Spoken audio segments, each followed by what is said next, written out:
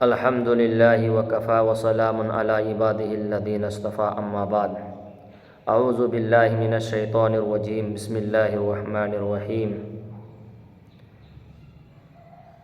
وَلِكُلِّ أُمَّةٍ جَعَلْنَا مَنْسَكًا لِيَذْكُرُوا اسْمَ اللَّهِ عَلَى مَا رَزَقَهُم مِّن بَهِيمَةِ الْأَنْعَامِ وقال تعالی فصل لربك وانحر وقال النبی صلی اللہ تعالی علیہ وسلم من كان له ساعة ولم يصحي فلا يقربن مصلانا او كما قال علیہ الصلاۃ والسلام۔ محترم سامعین کرام، قربانی عظیم الشان عبادت ہے جس کا سلسلہ حضرت آدم علیہ نبینا علیہ الصلاۃ والسلام کے زمانے سے شروع ہوا اور آخری پیغمبر محمد عربی صلی اللہ علیہ وسلم تک مشروع رہی۔ ہر مذہب و ملت اس پر عمل کرتے رہے۔ اللہ کا قرآن کہتا ہے وَلِكُلِّ أُمَّةٍ جَعَلْنَا مَنْسَكًا لِيَذْكُرُوا اسْمَ اللَّهِ عَلَى مَا رَزَقَهُم مِّن بَهِيمَةِ الْأَنْعَامِ۔ ہم نے ہر امت کے لیے قربانی کو مقرر کیا تاکہ وہ چوپاؤں کے مخصوص جانوروں پر اللہ کا نام لیں جو اللہ تعالیٰ نے عطا فرمائے۔ اس سے ہمیں یہ معلوم چلا کہ ہر امت میں قربانی رائج رہا ہے، ہر امت قربانی والا عمل کرتے رہے ہیں، لیکن یہ عمل خصوصی اہمیت اختیار کیا ہے حضرت ابراہیم علیہ السلام کے زمانے میں، اس لیے اس کو سنت ابراہیمی کہا جاتا ہے۔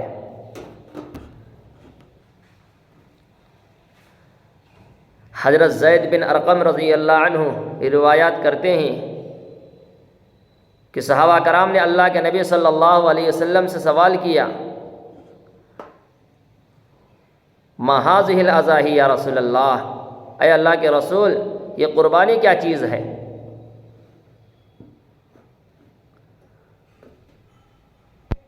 اللہ کے نبی صلی اللہ علیہ وسلم نے فرمایا سنت ابیکم ابراہیم علیہ السلام، یہ ابراہیم علیہ السلام کی سنت ہے۔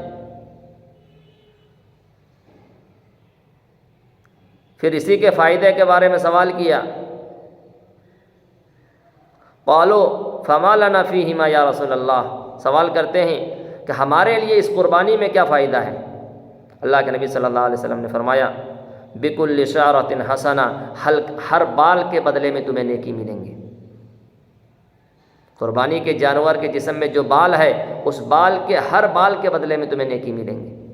اور آگے فرمایا اگر اون ہو تو فرمایا اون کے ہر بال کے بدلے میں تمہیں نیکی ملیں گے۔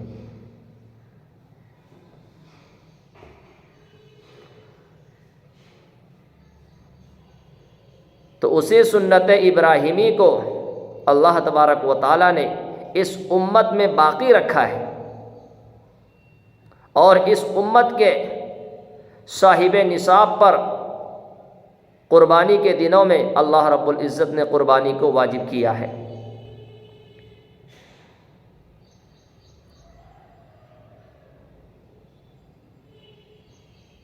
قربانی کے واجب کے بارے میں آتا ہے مشہور مفسر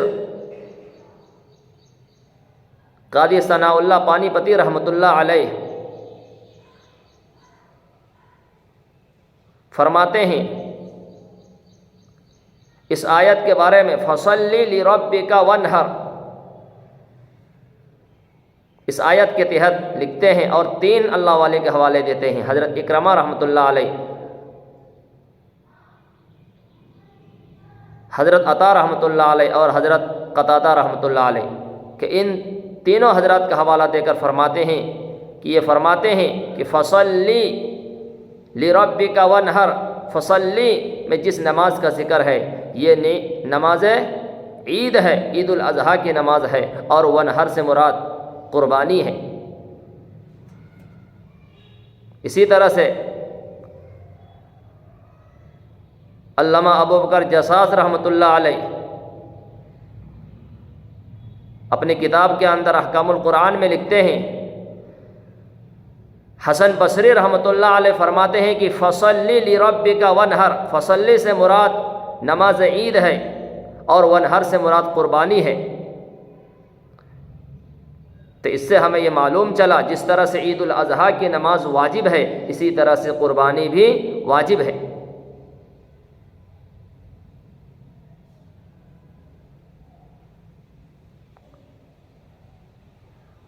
اور اللہ کے نبی صلی اللہ علیہ وسلم کی ایک حدیث ہے، حضرت ابو ہریرہ رضی اللہ عنہ روایات کرتے ہیں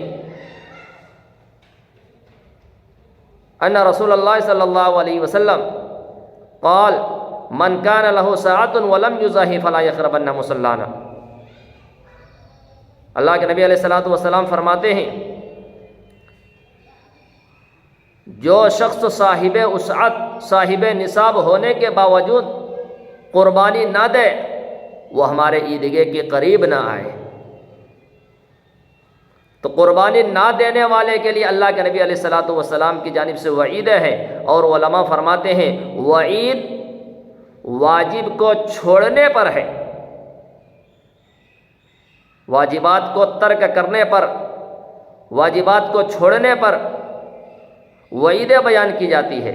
تو اس سے یہ معلوم چلا کہ یہ جو وعید ہے قربانی چھوڑنے والے کے لیے، تو اس سے یہ معلوم چلتا ہے علماء فرماتے ہیں کہ قربانی واجب ہے۔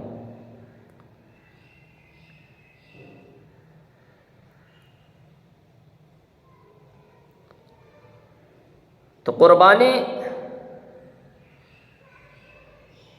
کن پر واجب ہے؟ جس مرد اور عورت میں قربانی کے دنوں میں چند چیزیں پائی جاتی ہو ان پر قربانی واجب ہے۔ پہلی چیز، قربانی مسلمان پر واجب ہے، قربانی واجب ہونے کے لیے مسلمان ہو، کافر پر قربانی واجب نہیں۔ اس کی دلیل لِأَنَّهَا قُرْبَةٌ وَالْكَافِرُ لَيْسَ مِنْ أَهْلِ الْقُرَبِ،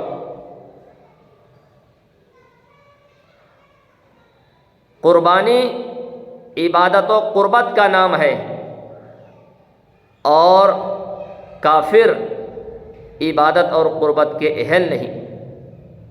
قربانی آزاد پر واجب ہے، غلام پر واجب نہیں۔ لأن العبد لا يملك، غلام پر قربانی واجب نہیں کیونکہ وہ کسی چیز کا مالک نہیں۔ قربانی مقیم پر واجب ہے، مسافر پر واجب نہیں۔ عن علی رضی اللہ عنہ قال لیس علی المسافر اضحیۃ، حضرت علی رضی اللہ عنہ فرماتے ہیں کہ مسافر پر قربانی واجب نہیں، مقیم پر قربانی واجب ہے۔ اور قربانی صاحب استطاعت پر قربانی واجب ہے، صاحب نصاب پر قربانی واجب ہے۔ جو بھی میں نے حدیث پڑھی، اللہ کے نبی صلی اللہ علیہ وسلم فرماتے ہیں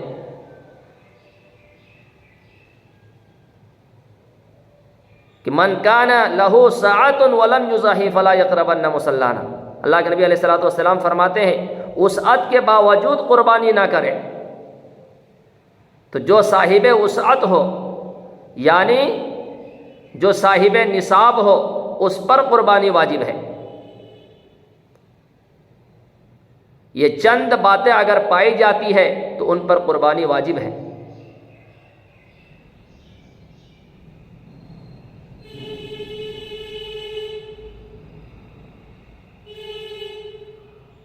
بالغ پر قربانی واجب ہے، بچوں پر قربانی واجب نہیں، علماء فرماتے ہیں۔ تو صاحب نصاب، اس کی تشریح جس کے پاس 7.5 تولہ سونا ہو، یہ 52.5 تولہ چاندی ہو، یہ رقم ہو، یہ مال تجارت ہو، یہ زائد سامان ہو، قربانی کے ان دنوں میں اگر کسی کے پاس 7.5 تولہ سونا ہو یہ 52.5 تولہ چاندی ہو یا پیسے ہو یا مال تجارت ہو یا ضرورت سے زائد سامان ہو، اگر کسی کے پاس گھر میں کچھ چاندی رکھے ہوئے ہیں جو 52.5 تولہ ہو، یا تو پھر پیسے رکھے ہوئے ہیں جس پیسے سے 52.5 تولہ چاندی خرید سکتے ہیں، یہ مال تجارت ہے جس کو بیچنے سے 52.5 تولہ چاندی خرید سکتے ہیں، یہ ایسا سامان رکھا ہوا ہے ضرورت سے زائد جو سال بھر تک استعمال میں نہ آتا ہو، پڑا ہوا ہے سال بھر تک استعمال میں نہیں آتا ہے، اور اس سامان کو اگر بیچا جائے، بیچ کر اس رقم سے، اس پیسے سے 52.5 تولہ چاندی خرید سکتے ہیں، تو اگر اتنا رقم قربانی کے ان دنوں میں کسی کے پاس ہے تو وہ صاحب نصاب ہے، اس پر قربانی واجب ہے۔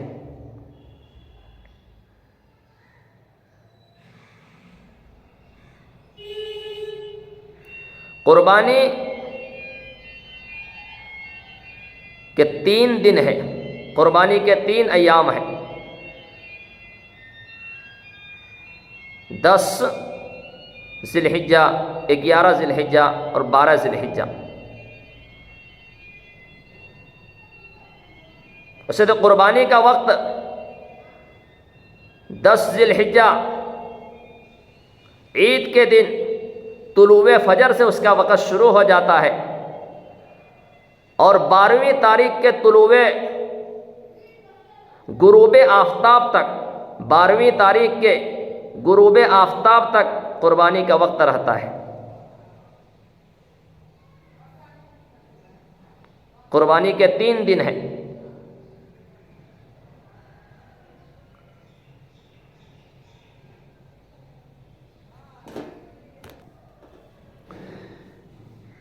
لِيَشْهَدُوا مَنَافِعَ لَهُمْ وَيَذْكُرُوا اسْمَ اللَّهِ فِي أَيَّامٍ مَّعْلُومَاتٍ،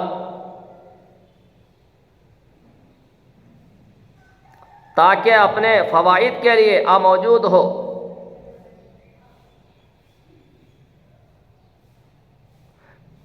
کہ ایام مقررہ میں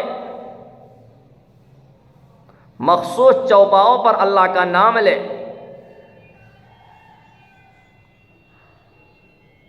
اب ایام معلومات کیا ہے؟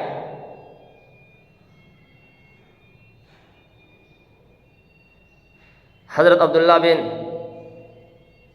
عمر رضی اللہ عنہ فرماتے ہیں، فالمعلومات یوم النحر و یومان بعدہ، کہ ایام معلومات یوم النحر یعنی ذی الحجہ کے 10ویں تاریخ ہے، وہ یومان بعدہ، اور یوم النحر کے دوسرے دن 2 دن بعد، یوم النحر یعنی 10 تاریخ اور 10 کے بعد 11 اور 12 2 تاریخ۔ حضرت علی رضی اللہ عنہ فرماتے ہیں قربانی کے 3 دن ہیں، 10 11 12۔ عبداللہ بن عباس رضی اللہ عنہ فرماتے ہیں کہ قربانی کے 3 دن ہے،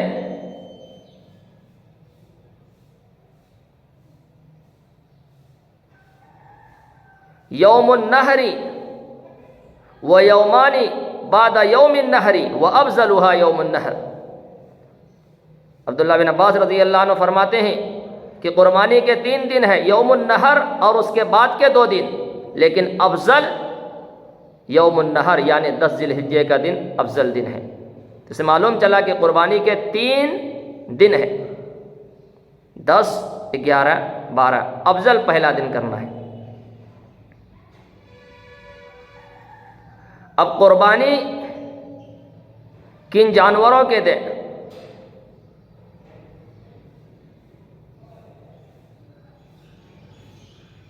قربانی 4 جوڑے ہیں جن جانوروں کی قربانی دے سکتے ہیں۔ اللہ کا قرآن کہتا ثمانیۃ ازواج من الزان اثنین و من الماض اثنین قل الذکرین حرم ام الانثیین اما اشتملت علیہ ارحام الانثیین۔ اسی طرح پوری آیت میں فرماتے ہیں اونٹ اور اونٹنی، گائے اور بیل، بکرا اور بکری، بھیڑ اور بھیڑیا، ان جانوروں کی قربانی دی جا سکتی۔ اونٹ جس کی عمر علماء فرماتے ہیں کتابوں میں آتا ہے ان کی عمر 5 سال ہو، گائے بیل اس کی عمر 5 سال ہو، بھینس اس کی عمر 5 سال ہو۔ بڑے جانور یہ 7 آدمیوں کے نام سے دیے جاتے ہیں، بکرا بکری بھیڑ یا بھیڑیا 1 آدمی کے نام سے دیے جاتے ہیں۔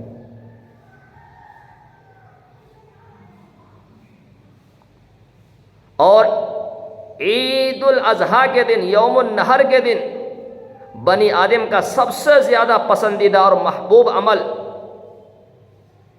قربانی ہے۔ اللہ تبارک و تعالیٰ کو بنی آدم کے سب سے پسندیدہ عمل اگر عید کے دن کا کوئی ہے تو وہ قربانی ہے۔ تو محترم سامعین کرام، اللہ تبارک و تعالیٰ نے جس کو مال و دولت سے نوازا ہے وہ قربانی کا اہتمام کرے۔ قربانی کرنے کے بعد بہتر یہ ہے کہ گوشت کا 3 حصے کیے جائے، ایک اپنے حصے کے لیے رکھے اور ایک رشتہ داروں کے لیے، پڑوسیوں کے لیے رکھے اور ایک غربا کے لیے، مساکین کے لیے رکھے، بہتر یہ ہے۔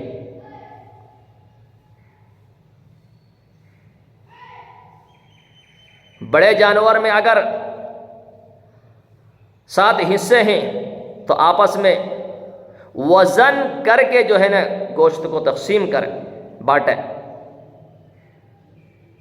علماء فرماتے ہیں بغیر وزن کے بانٹنا، تقسیم کرنا جائز نہیں ہے۔ اللہ سب کو عمل کی توفیق عطا فرمائے، آمین۔ وما علینا الا البلاغ۔